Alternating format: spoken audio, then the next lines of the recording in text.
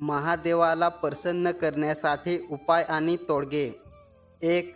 संकल्पयुक्त शिव सहस्रनामाचा तुपाचा अभिषेक केल्याने वंश विस्तार होतो. 2.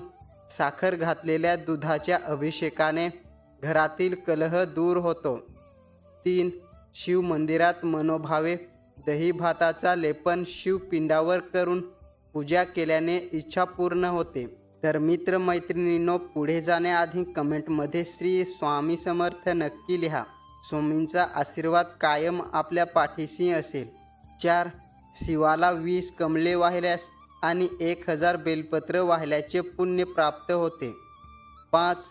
दिवसभरात केव्हाही 3 वेळा शिवदर्शन करणारा सर्व दुःखांपासून मुक्त होतो. 6. सकाळी शिवदर्शनाने पापशालन होते. 7. दुपारी शिवदर्शन केल्यास सप्तजन्मींचा पाप दूर होतो. 8. रात्री शिवदर्शन केल्यास अगणित पुण्य प्राप्त होते. 9. संकल्प करून शिवाला काळे तीळ वाहिल्यास धनप्राप्ती होते. 10. रोज काळे उडीद वाहिल्यास 6 महिन्यात व्याधीपासून कुठल्याही आजारांपासून आपल्याला आराम मिळतो. दर सोमवारी मुठभर तांदूळ वाहिल्यास इच्छापूर्ती लवकर होते. कमीत कमी 21 सोमवार हा उपाय करावा. पहिल्या सोमवारी संकल्प करून मग तांदूळ अर्पण करावे. 12. महाशिवरात्रीच्या दिवशीपासून एक पांढरी कापसाची वस्त्रमाळ हळद कुंकू न लावलेली संकल्प करून शिवाला अर्पण केल्यास आपली इच्छा पूर्ण होते. 13. महादेवाला साखर किंवा गूळ वाहिल्यास धनसंचय होतो. 14.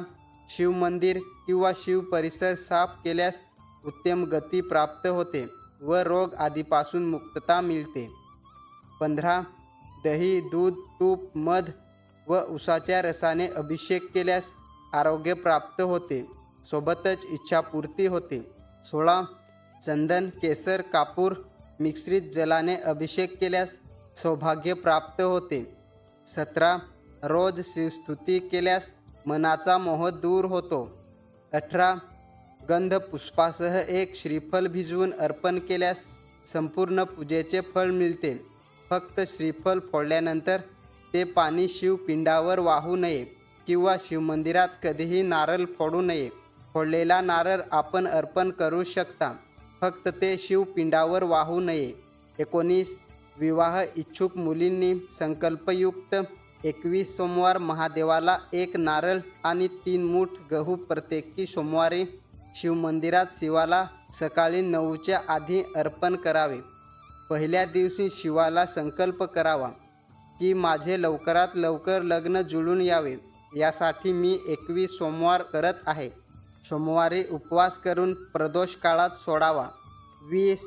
शिवाच्या पूजेमध्ये पांढरं फूल तसेच धोत्र्याचे फूल किंवा धोत्र्याचे फळ आणि यासोबतच गोकर्णाच्या फुलाचा समावेश करावा. शिवाला प्रसन्न करण्याचे हे काही उपाय आपण आजच्या व्हिडिओमध्ये पाहिलेले आहेत. आपणास हा व्हिडिओ कसा वाटला हे कमेंट करून आम्हाला नक्की कळवा आणि अशाच प्रकारचे व्हिडिओ पाहण्यासाठी आपल्या चॅनलला सबस्क्राईब नक्की करा. धन्यवाद.